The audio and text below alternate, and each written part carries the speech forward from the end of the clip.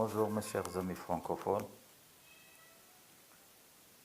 Je ne sais plus quoi faire avec ce YouTube. Franchement, à chaque fois que je veux mettre une vidéo en ligne, il me laisse jusqu'à la fin et ça se bloque.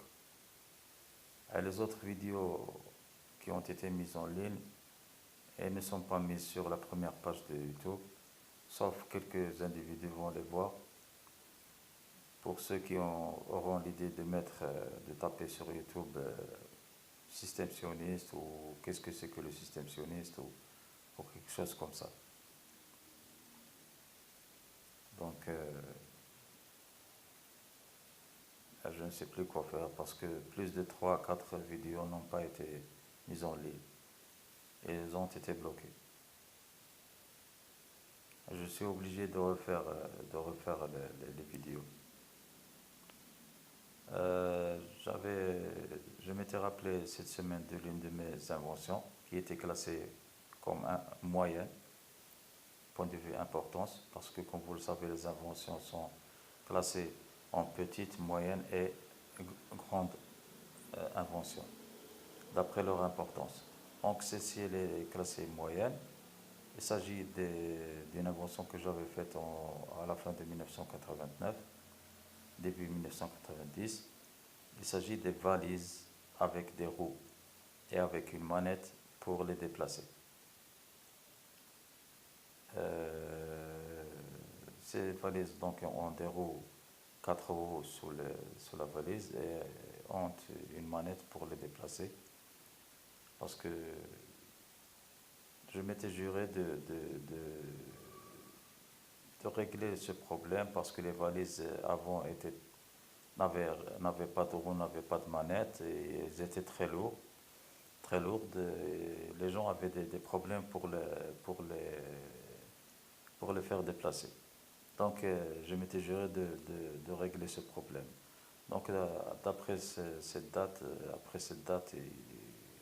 ils sont apparus. Bien sûr, elle n'est pas enregistrée en mon nom, parce qu'ils me l'ont volé celle-là aussi. Elle est enregistrée au nom d'un juif de je ne sais quel pays. Et puis voilà. Donc, je voulais aussi parler de l'affaire Lady Diana, que j'avais commencé dans l'une des vidéos qui ont été bloquées. Mais avant, j'ai un message pour Satan. J'ai un message pour Satan et ses diablos. Je suis sûr que les diablos vont lui transmettre. Je lui dis de parler avec son allié, l'archange Ariel, qui est classé 6e dans les archanges, c'est-à-dire les plus hauts anges dans la hiérarchie des anges. Et je lui dis que s'il a un atome de courage en lui, eh bien, au lieu de tirer les ficelles de loin, à chaque fois de loin, c'est de la pétasserie pour moi. Je le dis comme je le pense. C'est vraiment de la pétasserie. Ce n'est pas un comportement d'homme. Je lui dis de m'affronter d'homme à homme, à mort s'il le faut, mais, et je souligne 3 lignes sous mais, à égal à égal. Qu'est-ce que ça veut dire égal à égal? C'est-à-dire qu'il devra enlever ses ailes et qu'il devra avoir une force égale à celle d'un homme, un être humain, et pas celle de 15 ou 20 tonnes. Ou bien d'apporter avec lui ses anges apostats, qu'il a rendus apostats lui-même, qu'il apporte 1 million, et je vais essayer d'apporter 1 million de combattants musulmans.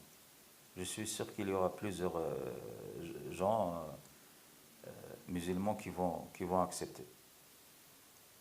Et je ne le dis pas seulement à Ariel, je le dis à Satan aussi. Parce que Satan fait la même chose. Il tire les ficelles de loin. Je le dis à lui et à ses diablos. Apportez 1 million de vos diablos et nous apporterons 1 million de nos combattants. Et affrontons-nous affrontons-nous d'homme à homme, égal à égal, pour que cette histoire finisse. Parce que ça fait trop longtemps que ça dure. Et au lieu de faire du mal aux êtres humains, il vaut mieux nous affronter d'homme à homme. Que l'un de nous reste en vie, que l'autre meure. Voilà.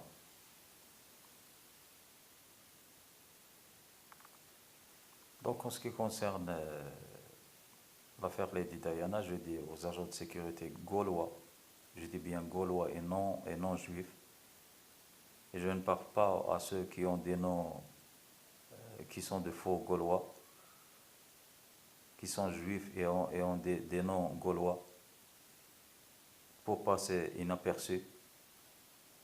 Je parle aux vrais Gaulois.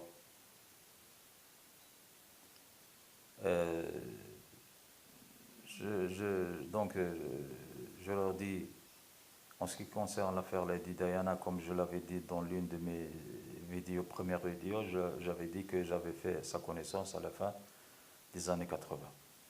Au départ, c'était de l'amitié, après, ça s'est transformé en sentiment. Et je lui avais parlé en 1991 de mon histoire, des inventions que j'avais faites, des inventions importantes, très importantes, puisqu'elles ont pris des premiers prix de technologie, des prix connus, réputés de technologie, puisqu'il y en a plusieurs. Je lui avais parlé du prix Nobel de chimie aussi, qu'ils m'ont volé, avec lequel ils ont pris le prix Nobel de chimie de 1985. Je tiens à préciser ici que mes connaissances en chimie sont seulement au niveau de la première année de la faculté des sciences dans la spécialité de mathématiques, physique, chimie, c'est-à-dire 2A, ou appelé aussi structure de la matière. En ce qui concerne la physique, par contre, j'ai continué autodidactiquement la formation et plus précisément, je me suis spécialisé en physique quantique. Donc j'ai continué mes études en physique quantique, mais autodidactiquement. Parce qu'ils m'ont barré la route pour m'inscrire dans les facultés de sciences.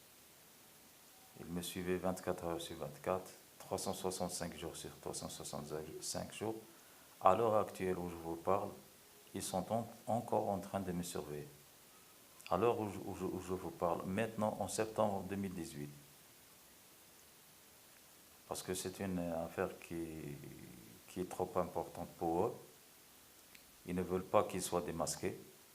Ils ne veulent pas que les Européens sachent ce qu'ils sont en train de faire dans les pays arabes et dans les pays musulmans et dans tous les pays, pas seulement dans les pays arabes, mais dans les pays européens aussi, parce qu'ils ont tué des Européens,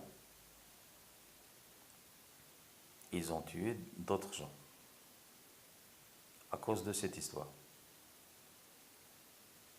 Mais il y a probablement d'autres histoires similaires, peut-être, je ne suis pas sûr. Donc en ce qui concerne l'affaire Lady Diana, j'avais dit que je lui avais parlé en 1991 de cette affaire. Je lui avais expliqué, elle m'avait promis qu'elle allait m'aider en me mettant des avocats à ma disposition et en essayant de me trouver un asile politique en Angleterre. Immédiatement après, ils ont commencé à lui faire oublier ma personne, et moi aussi, ils ont fait la même chose avec moi. Donc, entre 1992 et 1995, elle m'avait oublié, parce qu'ils ont des techniques pour faire oublier telle ou telle personne, avec des lavages de cerveau. Ils agissent sur la mémoire superficielle de l'individu, avec des substances qui provoquent l'amnésie. Donc moi, je l'ai totalement oublié entre 1992 et 1995-96. Je ne savais même plus que je l'avais connu et que j'avais des sentiments envers elle. Immédiatement donc après,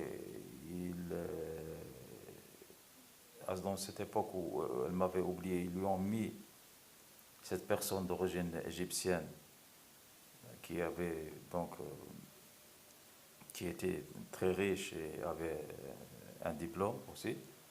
Il lui avait mis dans son parcours, dans son chemin, si vous voulez, pour me faire oublier justement, pour me faire oublier ma personne. Euh, mais en 1995, j'étais j'étais dans le team d'athlétisme d'Allemagne, l'équipe d'athlétisme d'Allemagne, où j'ai participé avec elle au championnat européen de 1995 et où j'ai eu plusieurs médailles, des médailles d'or. Je ne me rappelle plus si j'avais obtenu aussi une médaille d'argent. L'essentiel, c'est que j'avais obtenu plusieurs médailles, dont quelques-unes en or. Et donc, le problème, c'est que cette histoire aussi est très...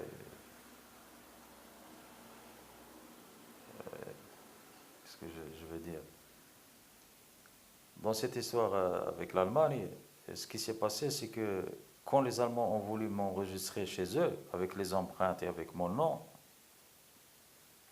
les Juifs marocains et ceux de Roumanie se sont alliés aux Juifs allemands. Ils ont demandé aux Juifs allemands de les aider, aux Juifs très haut placés.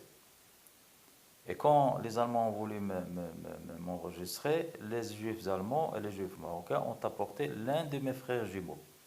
Comme je l'avais dit dans l'une des vidéos précédentes, l'une de mes premières vidéos, nous sommes donc nés des frères jumeaux, de vrais frères jumeaux. Au moins 10, parce que moi j'en ai vu 9 au cours de ma vie, entre les années, spécialement entre 1990 et 1999, 2000, voire 2000, j'en ai vu 9. Donc ces frères jumeaux ont été volés à la naissance et ont été mis dans des familles juives appartenant au système sioniste et appartenant au palais royal. Donc ils ont apporté l'un des frères jumeaux qui me ressemblait le plus et ils l'ont enregistré en Allemagne à ma place, avec son nom et son prénom, avec ses empreintes. Et moi, dès que le championnat d'Europe s'est terminé, le même jour, ils m'ont kidnappé et ils m'ont rendu en Roumanie, où j'avais fini mes études en 1994. Mais j'étais resté en Roumanie jusqu'en 1999. Donc, Lady Diana m'a vu au cours des championnats d'Europe en 1995, je répète, et elle s'était rappelée de moi. Et je m'étais encore, j'ai participé aussi à quelques meetings d'athlétisme, et j'avais participé aussi en 1996 aux Jeux Olympiques de 1996 aux États-Unis, ceux qui se sont déroulés aux États-Unis. Et donc, à chaque fois, il s'est rappelé de moi, donc ils se sont rendus compte qu'ils n'allaient pas pouvoir marcher avec cette méthode. Donc, ils ont décidé de l'éliminer purement simplement en 1997.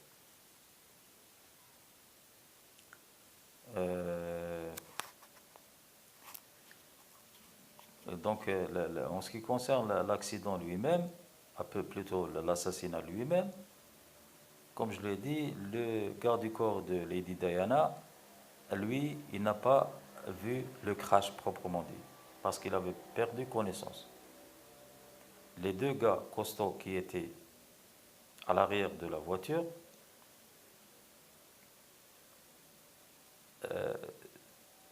ils se sont donc rapprochés avec la Fiat Uno, ils roulaient côte à côte avec la Mercedes sous le tunnel, et dans le tunnel plutôt, pas sous le tunnel, dans le tunnel, et la vitre était ouverte du garde du corps qui était près du conducteur à l'avant, Donc, ils lui ont mis de l'anesthésique sur le nez et ils l'ont sorti de la voiture.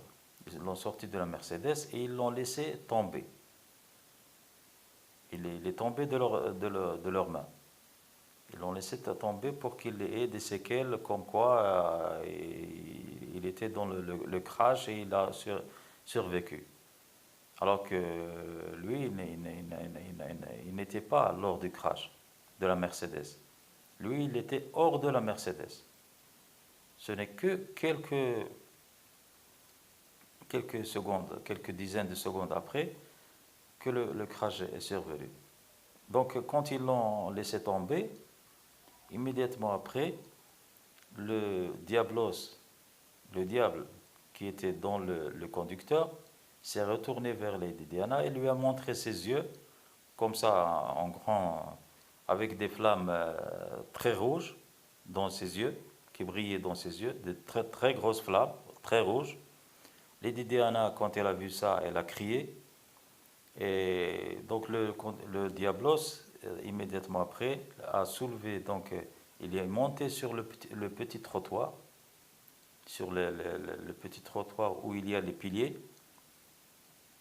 qui est élevé d'une dizaine de centimètres. Et il a roulé un peu, il a accéléré, et puis il est rentré dans le pilier. Lady Diana, immédiatement, a été projetée par le pare-brise avant, pare-brise étant totalement détruit. Elle a été éjectée donc en dehors de la Mercedes à 7-8 mètres, voire une dizaine de mètres en avant de la Mercedes, sur l'autre voie, la voie opposée. Moi, quand j'ai vu cela, je me suis relevé dans la voiture. J'ai commencé à faire basculer la Fiat Uno avec une très très grande force. J'ai commencé à la faire basculer jusqu'à ce qu'elle tombe sur son côté gauche. Je suis sorti de la Fiat Uno et je me suis dirigé vers Lady Diana pour lui apporter donc les premiers soins. Elle était encore en vie. Elle était encore en vie et elle avait des difficultés de respiration. Donc je lui ai prodigué les premiers soins en essayant d'améliorer sa respiration. Après, j'ai entendu le garde du corps qui gémissait loin de la Mercedes. J'ai dit à Lady Diana que j'allais revenir. Je suis parti le voir pour essayer de lui prodiguer les premiers soins, parce que c'était un témoin aussi, et en plus de ça, à titre humanitaire. Et donc, j'ai commencé à l'aider un peu pour essayer de lui prodiguer des soins. Il était à moitié conscient, pas tout à fait, donc. Et après ça, la Lady Diana s'est relevée et est revenue à la voiture, la Mercedes, et s'est assise près du conducteur. Le conducteur, lui, ça y est, il était mort. Ainsi que Dodi El-Fayed qui était à l'arrière. Ils étaient morts déjà. Donc, elle s'est assise et à cet instant, quelques petites secondes, ils ont apporté un véhicule qui est américain, qui est un genre de véhicule avec lequel ils font un genre de sport bizarre. C'est un véhicule pick-up, un genre de véhicule pick-up, mais avec des roues très très grandes, des roues qui ont 2 mètres et quelques de hauteur. C'est de très très grandes roues, 4 très très grandes roues. Ils sont montés sur la Mercedes et ils se sont assis sur le toit de la Mercedes. Après quelques secondes, le toit s'est effondré sur la tête des gens qui étaient dans la Mercedes. Mais Lady Diana, elle n'était pas encore morte, même après la deuxième tentative d'assassinat. Moi, après, j'ai perdu connaissance parce qu'ils sont venus, ils sont venus immédiatement à ce moment-là, ils étaient là. Ils sont venus, ils m'ont anesthésié, ils m'ont emmené. Et dans les médias, donc après dans les médias, j'ai entendu parler qu'ils avaient apporté une ambulance et que cette ambulance avait fait plusieurs dizaines de minutes, à peu près 1 heure ou 1 heure et quelques pour arriver à l'hôpital. Donc là aussi, c'est une tentative d'assassinat. Ils ont voulu qu'elle meure, tout simplement. Et ils ont mis tout ce temps. Donc l'ambulance est impliquée, elle aussi, dans l'assassinat. Et il n'y a pas que l'ambulance. Il y a ceux qui conduisaient ce véhicule avec ces très grandes roues. Et il y a les deux motards, les deux faux motards qui sont venus donc juste avant que je perde connaissance. Ces deux faux motards sont impliqués aussi, ainsi que les véhicules qui ont bloqué l'accès au tunnel. Il y avait une dizaine de véhicules de chaque côté, soit à peu près une vingtaine de véhicules. De chaque côté de la voie, de chaque voie, il y avait une dizaine de véhicules placés deux deux après deux, à peu près. Deux après deux, une dizaine de chaque côté, pour bloquer l'accès au tunnel et pour qu'ils puissent faire ce qu'ils veulent à l'intérieur. Le problème, c'est que s'il y avait des caméras, ils n'auraient jamais pu faire ça. Ils ne l'auraient pas tué dans ce tunnel. Ils auraient peut-être changé de tactique. Voilà, c'est tout ce que j'ai à dire. Donc, je demande aux agents gaulois d'essayer de faire eux-mêmes l'enquête, parce que ceux qui ont été mis pour résoudre l'enquête, il y a quelques-uns qui étaient gaulois, quelques-uns qui étaient juifs.